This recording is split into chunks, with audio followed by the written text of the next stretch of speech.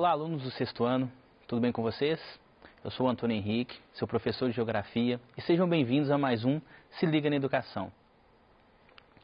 Na aula de hoje vamos falar sobre os climas e as atividades humanas, conteúdo este que você vai estar encontrando na semana 3 do seu volume 6 do PET. O objetivo da aula é entender como o ser humano está adaptado aos diferentes tipos climáticos do planeta, conhecer a relação do clima com as atividades econômicas e compreender as mudanças climáticas que acontecem no planeta Terra. Bom, antes de falar de como os climas influenciam no nosso cotidiano, nas nossas atividades, vamos relembrar como que a atmosfera ela está dividida. Bom, a camada atmosférica ela possui algumas camadas que são próximas à superfície terrestre e camadas que estão distantes da superfície. Essas camadas são a troposfera, a estratosfera, a mesosfera, a termosfera e a exosfera. De todas essas camadas, aquela que é mais interessante, que mais ocorre fenômenos climáticos que vão atuar no nosso cotidiano é a troposfera, ou seja, a camada que está mais próxima da superfície. Além disso, o clima está relacionado com as características que servem para definir o tipo climático de uma determinada região, no caso, os elementos climáticos. Os elementos climáticos eles são divididos entre a temperatura, umidade e pressão atmosférica, ou seja, a temperatura ou a quantidade de raios solares sobre a superfície terrestre, a umidade, a quantidade de vapor de água que vai estar distribuída sobre a superfície e a pressão atmosférica. Quanto mais próximo do nível do mar, maior a pressão atmosférica, quanto maior a minha altitude, menor a pressão atmosférica. Todos esses três fatores, todos esses três elementos climáticos fazem parte do cotidiano atmosférico. Um outro item natural que influencia no clima são os fatores climáticos, pois eles são os responsáveis pelas modificações do clima em uma escala local ou regional. No caso, nós temos a latitude, que são as linhas imaginárias que cortam de maneira horizontal pelo planeta Terra. Temos a altitude, que está relacionado com o nível do mar ou a altura dos relevos. A maritimidade e a continentalidade, que seria maritimidade e continentalidade. Maritimidade está relacionado com a proximidade com o mar, ou seja, toda a influência que o mar, que a umidade do mar pode causar ou levar à superfície terrestre. Já a continentalidade está relacionada com a distância que a superfície terrestre está distante do mar. E também não podemos esquecer da vegetação como um fator climático e também um relevo. Eu sempre gosto de frisar muito a latitude. Por quê? Porque as latitudes elas demonstram as diferentes zonas climáticas que existem no planeta Terra. No caso do planeta Terra existem três zonas climáticas. Nós temos a tropical, a temperada e a polar. Vamos dar uma olhadinha no mapa para a gente compreender essas zonas climáticas. Bom, como eu disse, a zona tropical ela está relacionada com os trópicos de Câncer, e o trópico de Capricórnio. Só um instante. Vamos lá. Bom, temos aqui, então, o trópico de Câncer e o trópico de Capricórnio. Essas duas áreas, essa área é a área que mais recebe raios solares, maior quantidade de insolação. Isso faz com que o clima nessa região seja mais quente, as temperaturas nessa região sejam mais elevadas. Ao norte nós temos aqui o Círculo Polar Ártico e ao sul o Círculo Polar Antártico, que devido à inclinação do planeta e à incidência de raios solares acaba tendo uma quantidade de calor, ou seja, temperaturas muito abaixo do que as encontradas na parte central do planeta.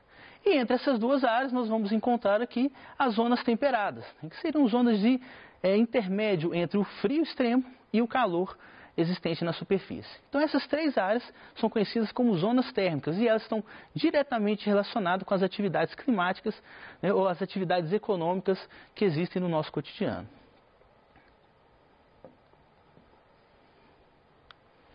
Bom, após conhecer todos esses fatores e elementos, vamos falar sobre os fenômenos atmosféricos. Fenômenos atmosféricos, mesmo com todos os avanços tecnológicos, o ser humano não está imune aos fenômenos atmosféricos. Ou seja, por mais conhecimento, por mais tecnologia, por mais acesso que tenhamos, alguns fenômenos eles fazem parte do cotidiano, fazem parte da natureza e o ser humano não consegue prever, ou quando prevê, ele tem que apenas se adaptar a esses fenômenos. Por exemplo, nevascas, a onda de frio, o calor intenso e os grandes períodos de estiagem são alguns exemplos de fenômenos que ocorrem de forma natural. Eventos climáticos também que ocorrem de maneira natural, ou seja, que não são consequências da ação humana, também são conhecidos como os furacões e tornados, a inversão térmica, efeito estufa, o El Niño e a Laninha. Por que essa diferença? No primeiro caso, nós temos efeitos locais, que atuam diretamente no cotidiano do ser humano. Porém, já existem elementos, né, ou fenômenos que acontecem de maneira global. Por exemplo, os furacões e tornados atuam em grandes extensões sobre a superfície e acabam atrapalhando ou transformando o cotidiano dos habitantes quando o período acontece. Os seres humanos e o clima. Quando estamos falando sobre os seres humanos e o clima, nós estamos falando que o clima pode influenciar o ser humano de diversas maneiras. Porém, o ser humano, através das suas atividades, pode influenciar o clima. Isso é interessante a gente pensar. Da mesma forma que o clima influencia na nossa vida, as nossas atividades também podem estar influenciando. Um ponto sobre essa discussão quando estamos falando sobre o aquecimento global. Ou seja, as nossas atividades, a queima de combustível fóssil, pode alterar alguns elementos e alguns fatores climáticos locais, fazendo com que ocorram algumas mudanças, algumas transformações atmosféricas que atuam diretamente no nosso cotidiano.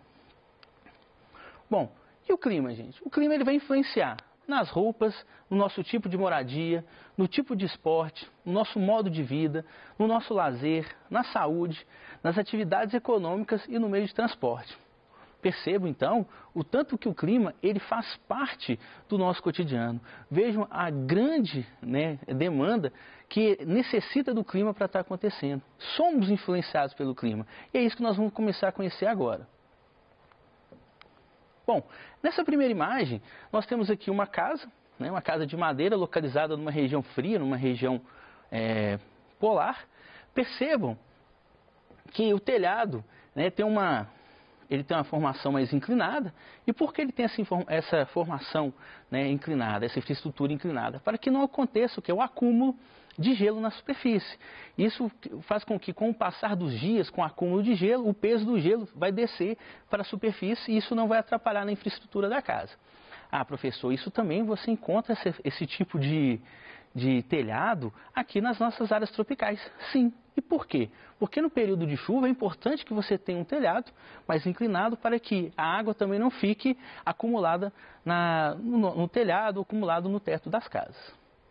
Percebam também que toda a vegetação ela é adaptada. Esse tipo de vegetação, esse tipo de pinheiro, ele tem a mesma forma, uma forma inclinada. Para quê? Para que esse acúmulo de neve não leve à queda ou à quebra de galhos da árvore. Um outro exemplo de moradia adaptada às questões climáticas são as casas de palafita. Essas casas são construídas em regiões ribeirinhas, ou seja, próximas às margens dos rios, e elas são adaptadas à cheia e à seca dos rios. Então, no período de chuva, o nível do rio vai subir. E ao subir, essas casas estarão adaptadas para que a água não consiga entrar dentro delas. Por isso, elas possuem essa estrutura. Se você perceber, nós temos o nível do rio aqui, e aqui nós temos as estruturas. Essas casas são elevadas. Então, no período de seca, a população, os habitantes utilizam a escada para ter acesso ao rio, e no período de cheia, essa água vai subir, e aí a água vai estar em contato sobre a escada, e aí o morador, o habitante, ele vai conseguir o acesso do rio diretamente. Agora um exemplo de moradia numa região com pouca água, uma região mais árida. No caso, essas moradias apresentam o quê? Percebo, como eu já informei para vocês, elas possuem um telhado mais inclinado, tá? Só que, em vez dessa água ela ser jogada para a superfície, ela é jogada em uma tubulação específica que vai abastecer, tá, essas cisternas. Esse tipo de estrutura é utilizado muito em regiões que tem pouca chuva, ou que os períodos de chuva são muito curtos. Então, os moradores utilizam, então, esse tipo de moradia, esse tipo de cisterna para guardar água e no período de seca reutilizar essa água na plantação ou nos animais, ou para os animais. Bom, falamos da moradia, vamos falar também das vestimentas, né? Muita gente imagina que só porque algumas pessoas moram em áreas muito quentes, por exemplo, no deserto do Saara, as pessoas andam de bermuda, camiseta ou sem camisa, mas não. No caso do Saara, você tem os moradores, no caso esse tipo de etnia, os tuaregs, eles utilizam roupas e muitas roupas sobre a pele. E por que isso? Primeiro que muita roupa vai poder manter a temperatura corporal, não vai aquecer tanto. E no frio, lembrando que o deserto é uma região que perde calor muito fácil, no frio, quando chegar à noite, eles irão conseguir, né, manter a temperatura corporal. No ponto contrário, né, mostrei uma área mais árida, mas uma região polar com muito frio, percebo que a vestimenta ela será diferente, ou seja, vai ser adaptada a essa temperatura mais baixa. Então, peles de animais ou hoje, utilizando tecidos sintéticos, né, os moradores conseguem manter a temperatura muito mais fácil do que no passado. Diz também que os esportes também são alterados, né, são diferentes. Um exemplo bem legal são as Olimpíadas. Existem as Olimpíadas de inverno, que têm como principais esportes são praticados a baixa temperatura, como por exemplo o esqui ou o snowboard. As Olimpíadas tradicionais, aquela que aconteceu no Rio de Janeiro, são consideradas Olimpíadas de verão, porque utilizam-se de esportes que podem ser praticados durante o verão, na chuva ou com temperaturas um pouco mais elevadas. O vôlei de praia é um exemplo, o surf também é um exemplo de esporte olímpico, além de outros como a mountain bike, caminhada, corrida e o atletismo.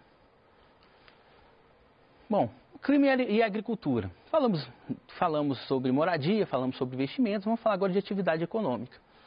A agricultura, né, o clima é uma variável importante para a produção agrícola. Ela exerce uma influência na preparação da terra, na semeadura, no crescimento e na colheita dos vegetais. Sem o clima, a agricultura ela não vai acontecer da maneira mais dinâmica, natural, como nós esperamos. Os elementos climáticos que atuam na agricultura são os mesmos que influenciam na vegetação natural e esses elementos incluem. O que isso quer dizer, gente? Quer dizer que quando você vai pensar em agricultura, eu tenho que utilizar a vegetação que esteja adaptada àquele tipo climático. Isso quer dizer o quê? Quer dizer que se eu pegar uma planta de uma área fria e tentar produzir numa área quente, a possibilidade que não dê certo é muito grande. A mesma coisa se eu escolher uma área quente, uma planta de vegetação quente e colocar numa área mais fria. A possibilidade disso dela dar certo é pequena. Isso porque a radiação solar, a temperatura e a umidade são características, né, são elementos primordiais para que aconteça a agricultura na superfície. Bom, porém, a geada, a seca, o granizo, os ventos de alta velocidade são considerados como azares climáticos agrícolas. Esses azares climáticos são fenômenos naturais que representam risco à agricultura. Isso é muito importante. Da mesma forma que o clima ajuda na produção, ele possui fenômenos que podem estar atrapalhando. Um exemplo disso é geada ou mesmo estiagem, ou gelo demais, ou falta de chuva também pode atrapalhar na produção agrícola. Como exemplo, temos as monções, que são um padrão de vento que faz com que ocorra um grande volume de chuvas. Nas áreas onde ocorrem as monções, utiliza-se um tipo de agricultura denominada agricultura de jardinagem. Monções é um fenômeno climático que acontece principalmente no sul da Ásia. Nesse fenômeno, ocorre o quê? Grandes ventos que durante o período de chuva levam muito vento e muita chuva para dentro do continente. E no período de estiagem levam muita seca. Então o que os agricultores pensaram? Eles se adaptaram a esse período. Para que eles tivessem umidade e água durante um período maior do que o período das monções, eles criaram esse tipo de agricultura que é chamada agricultura de jardinagem e também esses terraços, né, esses terraços de produção.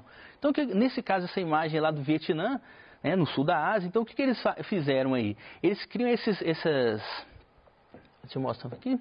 Eles criam esses terraços aqui, né, na superfície terrestre.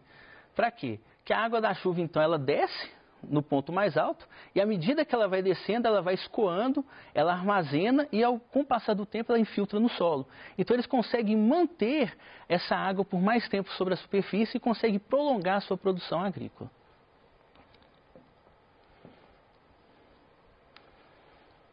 O clima também ele influencia na nossa saúde. Tá?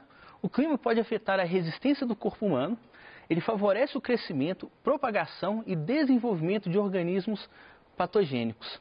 Tá?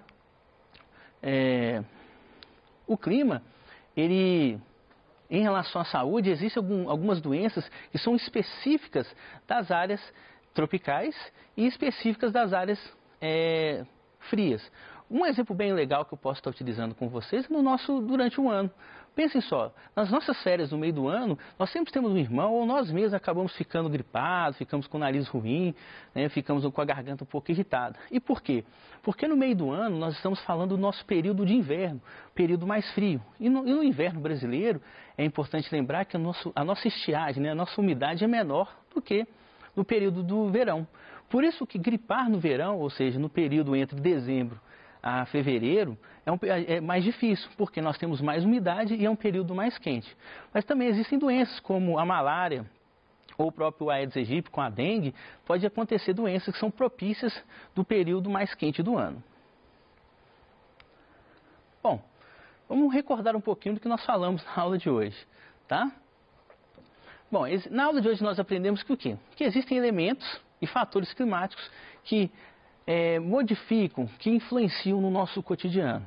Tudo bem? Esses elementos climáticos e fatores, eles fazem parte de uma condição natural que ocorre principalmente na camada da atmosfera chamada troposfera.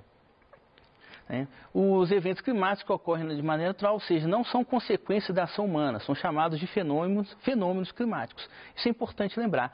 Existem fenômenos climáticos que não são ocasionados pelo ser humano. Você deve estar se perguntando, professor, você pode me dar um exemplo de um fenômeno climático que é ocasionado pelo ser humano? Claro, a ilha de calor ou a inversão térmica são alguns exemplos de fenômenos climáticos ocasionados pela ação humana. No caso contrário, ou seja, os fenômenos naturais, nós temos aí a formação de furacões, tornados, né, geadas ou chuva de granizo, que são fenômenos que acontecem de forma natural. Também aprendemos que o clima pode influenciar o ser humano de diversas maneiras, tá? Como no tipo de roupa, na forma das moradias, o tipo de esporte, na saúde e nos meios de transportes. Tá? É importante lembrar, regiões que são muito frias acabam tendo esportes frios, né? Então, por exemplo, o esqui, o snowboard é característico de atividades que acontecem nas regiões de frio, que possuem neve. O surf, o vôlei de praia, o futevôlei, né, as caminhadas, são esportes característicos das regiões que não apresentam neve ou regiões mais quentes do planeta. Também estudamos a importância da moradia nos diferentes aspectos climáticos. Vimos que existem moradias que estão adaptadas tanto para áreas frias como áreas mais quentes, né? Estudamos também que o clima é uma variável importante para a produção agrícola. Lembrando que sem o clima, é sempre importante lembrar que o clima está diretamente relacionado com a agricultura. Temos que produzir sempre uma produção agrícola que esteja direcionada ao tipo climático. Caso isso não aconteça, a produção pode dar errado. Por isso que existem hoje mecanismos, né, produções que tentam adaptar o clima de diferentes lugares para o seu tipo agrícola. Estudamos que pode apresentar aspectos que ajudam ou atrapalham na produção agrícola, né, os azares climáticos, como nós estudamos, como nós vimos há pouco, e que a saúde também é influenciada pelo clima, ou seja, o clima também está diretamente relacionado com a nossa saúde, além da nossa produção de alimentos. Bom, utilizei como referência complementar, além do nosso PET, né, o livro do WIOAD, a Introdução à Climatologia para os Trópicos. Deixo aqui como sugestão que você leia o conteúdo da semana, que você faça as atividades e que entre em contato com a gente no nosso Tira Dúvidas. Eu desejo a todos um grande abraço e espero até a próxima aula.